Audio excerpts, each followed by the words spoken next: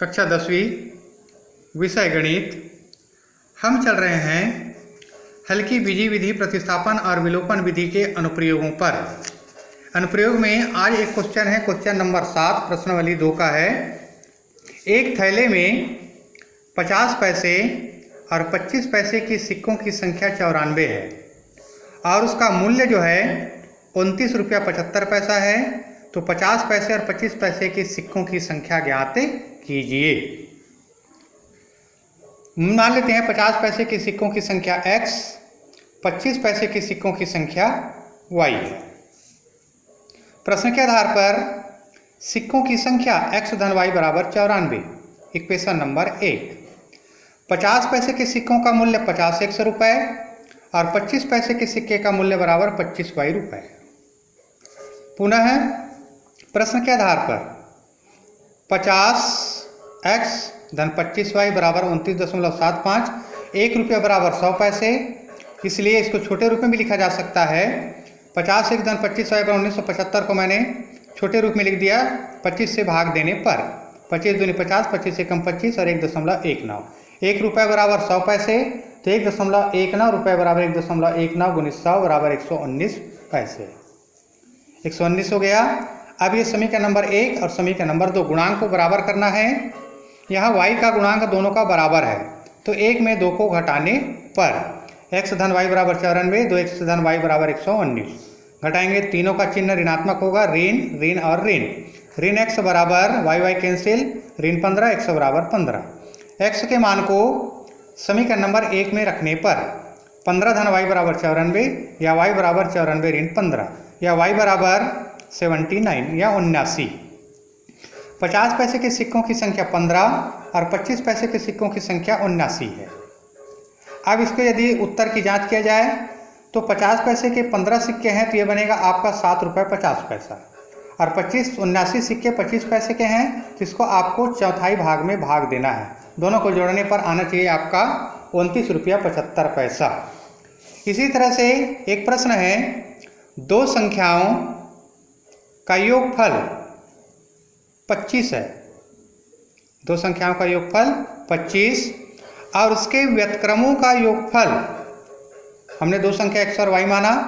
प्रश्न के आधार पर x धन y बराबर 25, दोनों का जोड़ 25 है, समीकरण नंबर 1। इसको व्यतक्रमों का योग किया जाए तो 1/4 के बराबर है। संख्याएं ज्ञात कीजिए। तो 1/x धन 1/y बराबर 1/4। x और y का लघुत्तम xy, x गुणा और y का गुणा x धन y बराबर 1/4, तिर्यक गुणा करने पर 4 गुणित x धन y बराबर xy। समीकरण नंबर 1 से x धन y का मान है 25, तो 4 गुणित 25 बराबर xy, xy बराबर 100। समीकरण नंबर 2। चूंकि सरसमीका हमको मालूम है, हम जानते हैं कि x ऋण y का होल स्क्वायर बराबर x धन y का होल स्क्वायर ऋण 4xy।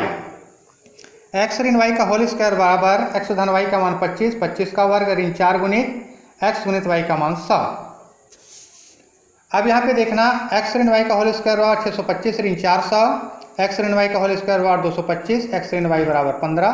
समीकरण नंबर 3। समीकरण नंबर 1 में समीकरण नंबर 3 को घटाने पर हटा दीजिए, तो x धन y बराबर 25, x ऋण y बराबर 15। y और y जोड़ने पर है ये, y और y कैंसिल हो गया, x और x हो गया 2x बराबर 10, x बराबर 10/2, x बराबर 5।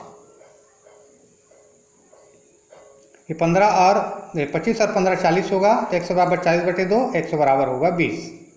उसके बाद इसको मान को रखना है, तो संख्याएं आपको इस तरह से ज्ञात कर लेना है। ये संख्या संबंधित प्रश्न था। अब अगला आता है इसी वीडियो में ही अवलोकन से समीकरण निकाय का पता लगाना एवं अज्ञात राशि का मान ज्ञात करना।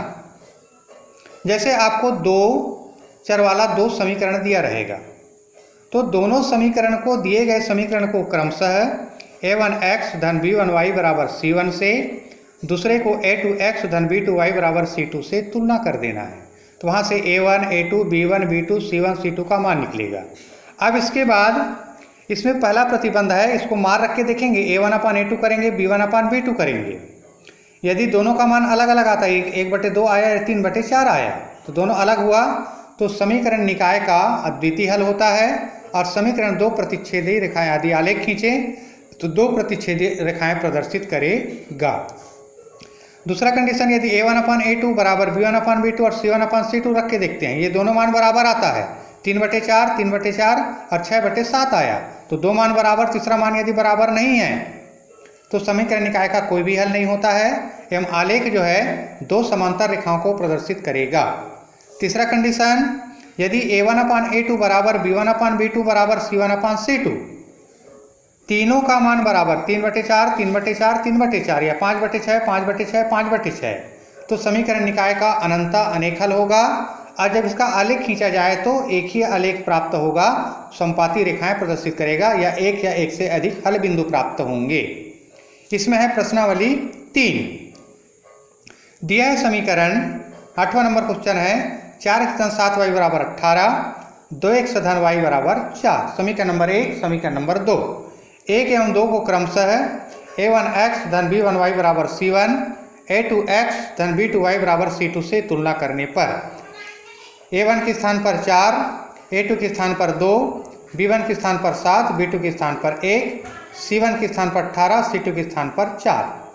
फिर अब रखेंगे a1/a2 बराबर b1/b2 बराबर c1/c2। 4/2, 7/1, 18/4, 2/1, 7/1, 9/2, तीनों बराबर नहीं हैं। तीसरा कंडीशन लागू होता है, तीनों बराबर नहीं है मतलब समीकरण निकाय का अद्वितीय हल होगा, और अद्वितीय हल को यदि आपको हल करना है तो विलोपन या प्रतिस्थापन विधि से या आलेख विधि से आपको इसको हल करना है। अगले इसी तरह से 3 का पहला क्वेश्चन है, समीकरण 3x धन 5y बराबर 12, इक्वेशन 1, 5x धन 3y बराबर 4, इक्वेशन नंबर 2। 1 और 2 को क्रमशः a1x b1y बराबर c1, a2x धन b2y बराबर c2 से तुलना करने पर a1 के स्थान पर 3, b1 बराबर 5, c1 बराबर 12, a2 बराबर 5, b2 बराबर 3, c2 बराबर 4। समीकरण निकाय का अद्वितीय हल होगा। इसमें दिया गया है a1/a2 b1/b2 3/5, 5/3, कोई भी हल इसका कंडीशन। दूसरा, यदि कोई भी हल ना हो तो a1/a2 b1/b2 not equal to c1/c2, 3/5 बराबर 5/3, 12/4, दोनों बराबर असमान, तीनों असमान, तो अनंता हल होगा। जैसे एक प्रश्न आओ है 2x ऋण 3y बराबर 5, 6x ऋण 9y बराबर 15, इक्वेशन 1 और इक्वेशन 2। तुलना करेंगे समीकरण नंबर 1 और 2 को क्रमशः a1x धन b1y बराबर c1, a2x धन b2y बराबर c2 से तुलना करने पर a1 बराबर 2, b1 बराबर 3, c1 बराबर 5, a2 बराबर 6, b2 बराबर ऋण 9, c2 बराबर 15। निकाय का अनंता अनेक हल होगा। कंडीशन a1/a2 b1/b2 c1/c2, 2/6 ऋण 3/9 5/15, इसका मान 1/3, इसका मान 1/3, इसका मान 1/3, इससे समीकरण निकाय का अनंता हल है। इसी तरह से तीसरा क्वेश्चन है 8x धन 5y बराबर 9, इक्वेशन नंबर 1। दूसरा x धन 10y बराबर 15। समीकरण नंबर 1 एवं 2 को क्रमशः a1x धन b1y बराबर c1, a2x धन b2y बराबर c2 से तुलना करने पर a1 बराबर 8, a2 बराबर k, b1 बराबर 5, b2 बराबर 10, c1 बराबर 9, c2 बराबर 15। पहला अद्वितीय हल हो। कंडीशन है a1/a2 not equal to b1/b2, 8/k बराबर नहीं है 5/10, त्रिया गुणा कर दीजिए, 5k बराबर नहीं है 80 या k बराबर 80/5 या k बराबर नहीं है 16, तो k का मान यहाँ पर 16 नहीं होना चाहिए, तब इसका अद्वितीय हल होगा। कोई भी हल ना हो, a1/a2 बराबर b1/b2 not equal to c1/c2, 8/k बराबर 5/10, त्रिया गुणा कर दीजिए, 5k बराबर 80, k बराबर 80/5 या k बराबर 16। k के स्थान पर यदि 16 रख दिया जाए तो समीकरण का कोई भी हल नहीं होगा, मतलब दो मान बराबर, तीसरा मान बराबर नहीं होगा। ठीक।